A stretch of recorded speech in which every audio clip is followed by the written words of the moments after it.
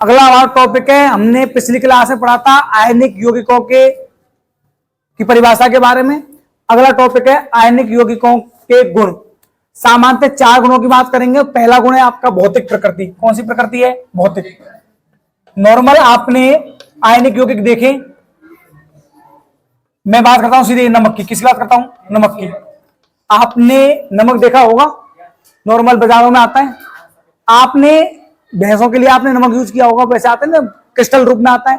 आपने नोटिस किया होगा कि जब भी आप उस पर क्या डालते हो, चोट डालते हो, तो जैसे हम उस पर क्या करते हैं, प्रहार करते हुए क्या हो जाता है, टूट जाता है। और जब किसी चीज पर क्या की जाए, प्रहार किया जाए और वह टूट करके बिखर जाए, उसे क्या कहा जाता है? भंगुर। क्या कहते हैं?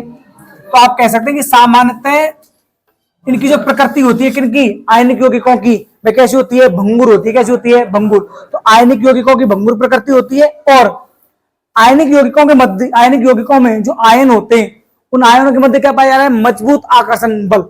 हमेशा याद रखना, 2 टाइप के मैंने आपको यौगिक बताए हैं। एक बताया सहसंयोजक और एक बताया है आयनिक। आयनिक यौगिक किससे बनते हैं? आयनों से। और सहसंयोजक यौगिक कब बनता है? नॉन मेटल और नॉन मेटल से। पढ़ा हुआ ना बनने, जैसे कि HCl।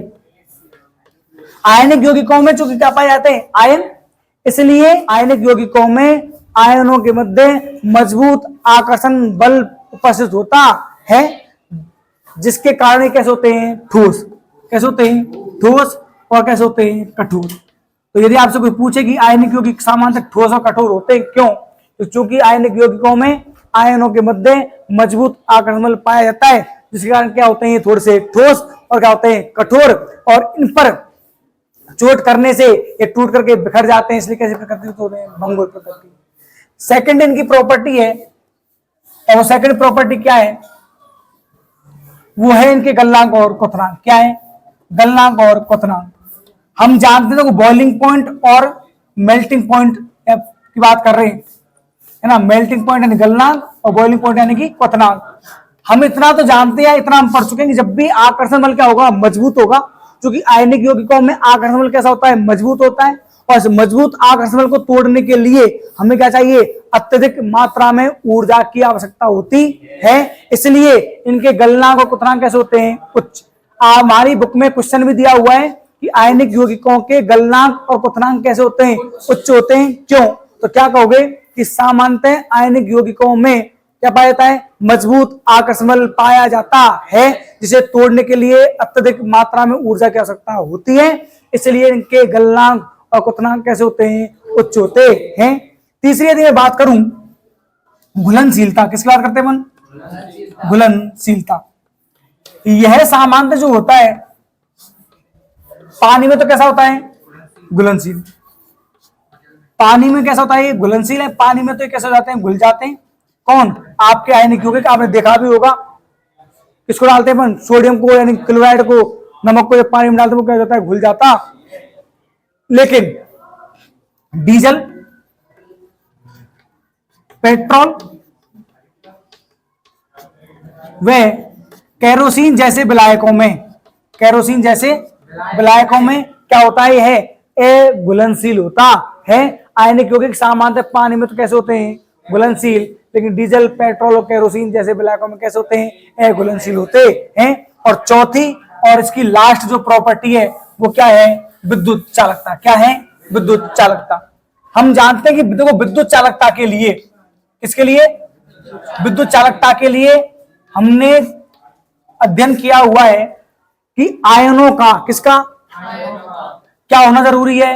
मुक्त, है ना। मुक्त आयनों का क्या होना जरूरी है? मुक्त। जब तक आयन मुक्त नहीं होंगे तब तक क्या नहीं होगा? धारा का प्रवाह नहीं होगा। भाई सीधी सी बात है, जब आयन क्या होगा? मुक्त, तो वह क्या हो पाएगा? प्रवाहित हो पाएगा।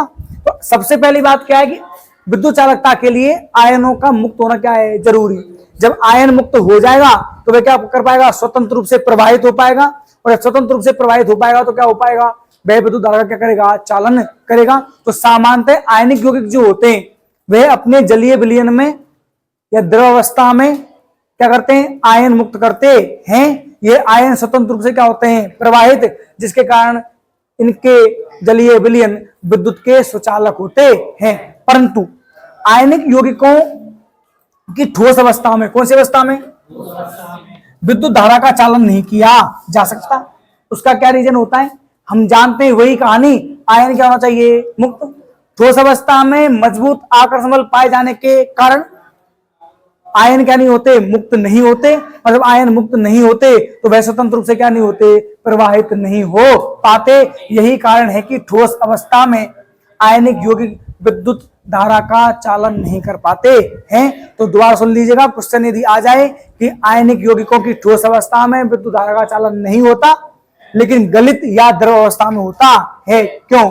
तो क्या कहेंगे अपन कि आयनिक यौगिकों की ठोस अवस्था में मुक्त आयन नहीं पाए जाते, जिसके कारण क्या नहीं होता, आयन स्वतंत्र रूप से गति नहीं करते या विद्युत कैसे होते हैं, कुचालक। कौन सी अवस्था में, ठोस अवस्था में।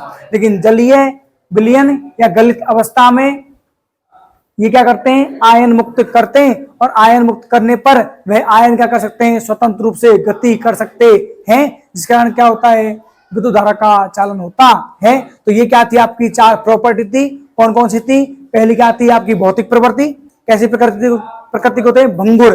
दूसरी क्या थी, गलनांक और क्वथनांक क्या होते हैं, उच्च। क्यों? मजबूत क्या पाया जाता है, आकर्षण बल, जिसे तोड़ने के लिए अत्यधिक मात्रा में क्या चाहिए, ऊर्जा। जैसा क्या पढ़ा आपने, घुलनशीलता, पानी में कैसे हैं, घुलनशील। पेट्रोल, डीजल, केरोसिन जैसे विलायक क्या है, अघुलनशील। और चौथी कौन सी है, विद्युत चालकता। जलीय, विलयन या गलित अवस्था में धारा का चालन करते हैं, ठोस अवस्था में नहीं करते। खनिज सामान्यतः क्या होता है कि हमारी जो पृथ्वी की जो सतह है, जिसे सामान्यतः क्या बोलते हैं, भूपरपट्टी। क्या कहते हैं, भूपरपट्टी। पृथ्वी की सतह या भूपरपट्टी पर प्राकृतिक रूप से क्या पाए जाते हैं, तत्व और यौगिक पाए जाते हैं। तत्व और यौगिक पाए जाते हैं, उन्हें क्या कहते हैं, खनिज कहते हैं। क्या कहते हैं, खनिज। तो सामान्यतः पृथ्वी की भूपरपट्टी, जिसे क्या कहा जाता है, सतह कहा जाता है ना। क्या कहते हैं, सतह। भूपरपट्टी या सतह पर क्या पाए जाते हैं, प्राकृतिक रूप से तत्व और जो खनिज तत्व और जो क्या पाए जा रहे हैं, यौगिक पाए जा रहे हैं, उन्हें क्या कहा जाता है, खनिज कहा जाता है। जैसे मैंने ये कहा एग्जांपल के तौर पर, मैंने क्या कह दिया, HGS। क्या कहा मैंने, HGS। अब ये HGS जिसका सामान्य नाम क्या है, सिनाबार। क्या बोलते हैं इसको, रासायनिक नाम क्या है, मर्क्यूरिक सल्फाइड। मर्क्यूरिक सल्फाइड सामान्य नाम क्या है, सिनाबार। अब ये सामान्यतः क्या है, प्राकृतिक रूप से पाए जाने वाले क्या है, यौगिक है, इसलिए इसे क्या नाम दिया अपन ने, खनिज। अब एक परिभाषा आती है आपकी अयस्क की। किसकी आती है, अयस्क की। अयस्क क्या होता है वो सुनो। आपके जो खनिज हैं, क्या है आपके खनिज, उन खनिज में किसी ना किसी एक धातु की क्या होती है, मात्रा ज्यादा होती है। जैसे कि एग्जांपल के लिए बात करूं, ये क्या है आपका HGS यानी कि सिनाबार। इसमें ये तो क्या है, मेटल, ये क्या है आपकी नॉन मेटल, ये क्या है धातु, और ये क्या है अधातु। तो इसमें किसकी मात्रा ज्यादा है, कौन सी धातु की मात्रा ज्यादा है, Hg। तो ये है ही धातु कौन सी, Hg का तो है ये। तो चूंकि आपके जो खनिज होते हैं, उन खनिजों में किसी एक धातु की मात्रा अधिक मात्रा में पाई जाती है, यानी कोई एक धातु अधिक मात्रा में उपस्थित होती है। जो धातु अधिक मात्रा में पाई जा रही है, इन खनिजों को उस धातु का क्या कहा जाता है, अयस्क कहते हैं। तो क्या परिभाषा हुई, खनिजों में पाए जाने वाली खनिजों में किसी धातु की मात्रा अधिक पाई जाती है, इन खनिजों को उस धातु का क्या कहते हैं, अयस्क कहते हैं। एग्जांपल क्या ले लिया अपन ने, सिनाबार, है ना। बात वही है, दोबारा सुन लीजिएगा। मैंने ये कहा कि सामान्यतः पृथ्वी की जो सतह है, उस सतह पर प्राकृतिक रूप से क्या पाए जा रहे हैं, तत्व और यौगिक पाए जा रहे हैं, उन्हें क्या कहते हैं अपन, खनिज कहते हैं।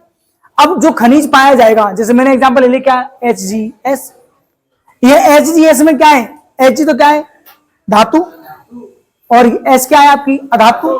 जब ये धातु है और दूसरी क्या है आपकी अधातु है, तो फिर सीधी सी कहानी क्या होगी, इसमें कोई भी जो आपका खनिज है, उस खनिज में जिस धातु की मात्रा क्या पाई जा रही है, अधिक पाई जा रही है, खनिज में जिस धातु की मात्रा अधिक पाई जा रही है, इन खनिजों को क्या कहते हैं, उस धातु का अयस्क कहते हैं। पर है तो वही खनिज ही, लेकिन क्या है, चूंकि एक विशेष धातु क्या होगी, अधिक मात्रा में होगी, इसलिए उन्हें दूसरे नाम से क्या कहते थे अपन, अयस्क कहते हैं। क्या कहते हैं, अयस्क। अब सामान्य क्या होगा, हमें अयस्कों से क्या करना है, हमें अयस्कों से क्या प्राप्त करेंगे, धातु। भाई ये धातु तो है, इसमें धातु तो पाई जा रही है, लेकिन स्वतंत्र तो नहीं है, अलग नहीं है, किसमें, यौगिकों के रूप में पाई जा रही है। तो अयस्कों से सामान्य क्या निकाली जाती है, धातुएं निकाली जाती है। अयस्कों से धातु निकालने की यह विधि क्या कहलाती है, धातुओं का निष्कर्षण। क्या कहलाती है, धातुओं का निष्कर्षण कहलाती है। तो क्या परिभाषा हो गई, अयस्कों से धातुओं को अलग करने की प्रक्रिया धातुओं का निष्कर्षण कहलाती है। ठीक है, अब यदि मैं बात करूं आगे का टॉपिक आता है, अगला एक टॉपिक आता है आपका धात्री या गैंग। क्या आते हैं? धात्री या गैंग। जब क्या निकालोगे आप? जब क्या निकालेंगे अपन? जो आपके अयस्क होते हैं, क्या होते हैं आपके अयस्क? अयस्क यानी खनिज कहां पाए जा रहे हैं? आपके प्रॉपर्टी, भूप्रॉपर्टी पाए जा रहे हैं। तो सीधी सी बात है, इन पर प्राकृतिक रूप से क्या पाई जाएंगी? धूल मिट्टी की क्या पाई जाएंगी? अशुद्धियां पाई जाएंगी। क्या पाई जाएंगी? धूल मिट्टी की अशुद्धियां पाई जाएंगी। अयस्कों पर प्राकृतिक रूप से पाई जाने वाली जो ये अशुद्धियां हैं, इन्हें ही क्या कहा जाता है? धात्री या गैंग कहते हैं। तो सामान्यतः धात्री या गैंग क्या कहलाती है? अयस्कों की सतह पर प्राकृतिक रूप से पाई जाने वाली मिट्टी जैसी अशुद्धियां क्या कहलाती हैं? धात्री या गैंग कहलाती हैं। ठीक है ना। अब सवाल क्या है वो समझना। हमने सक्रियता श्रेणी पढ़ी हुई है। क्या पढ़ी हुई है हमने? सक्रियता श्रेणी। और सक्रियता श्रेणी जब हमने पढ़ी हुई है, एक बार मैं दोबारा लिख देता हूं सक्रियता श्रेणी को। क्या थी कि काशी नाथ का मांगे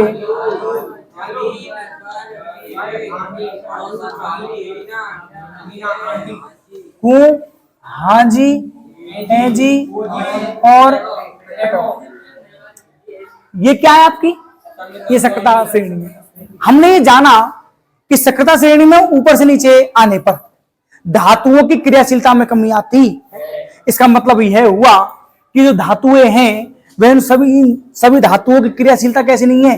एक जैसी नहीं है। जब धातुओं की क्रियाशीलता एक जैसी नहीं है तो धातुओं की इनकी क्रियाशीलता के आधार पर कितने भागों में बांटा जा सकता है? 3 भागों में बांटा जा सकता है। मैं यदि बात करूं पोटेशियम से लेकर के आपकी एल्यूमिनियम तक की जो धातुएं हैं, इन्हें हम कौन सी धातु कहते हैं? अधिक क्रियाशील। कौन से कहते हैं? अधिक क्रियाशील धातुएं कहते हैं। तो आपकी जो सक्रियता श्रेणी है, इस सक्रियता श्रेणी को क्रियाशीलता के आधार पर 3 भागों में बांटा जा सकता है। पहली कौन सी है? पोटेशियम से लेकर के एल्यूमिनियम तक की धातुओं को अधिक क्रियाशील धातुओं में रखा जाता है। जिंक, Fe और Pb, इन तीनों धातुओं को हम कौन सी इसमें रख सकते हैं? श्रेणी में मध्यम क्रियाशील में। किसमें रख सकते हैं?